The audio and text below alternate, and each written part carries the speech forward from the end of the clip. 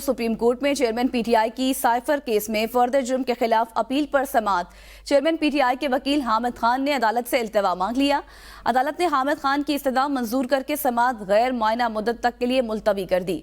दौरान समाअत वकील हामिद खान ने कहा कि इस्लामाबाद हाई कोर्ट ने इंट्रा कोर्ट अपील पर फैसला दिया है। इस मुतालिक बात करेंगे बशारत राजा से। बशारत, अखबार दीजिएगा समाअत का।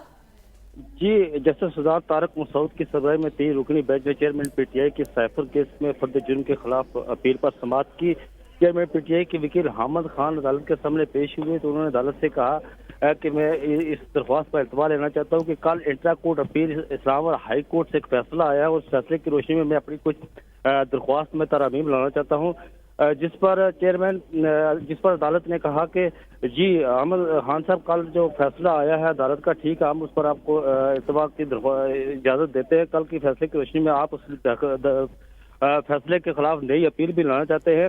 इस मौका पर बैरिस्टर सलमान सफदर भी अदालत के अंदर मौजूद थे तो बेंच के सरदार जस्टिस सरदार तारक मसूद ने उन्हें कहा कि आपकी जमानत की दरख्वास्त लगी हुई है, वो आपकी अपनी बारी पर सुनेंगे, क्योंकि हामिद खान ने आज मुशर्रफ केस में बेंच नंबर 1 के सामने पेश होना है और हमें कल इस बारे में बताया गया था कि चेयरमैन पीटीआई की जो दरख्वास्त है वो पहले सुनी जाए फर्द जुर्म के हवाले से, जिस पर अदालत ने हामिद खान की चेयरमैन पीटीआई के वकील हामिद खान की इस्तदा को मंजूर करते हुए केस की समाअत गैर मुआयना मुद्दत तक के लिए समाअत मुलतवी कर दी गई। बहुत शुक्रिया बशारत।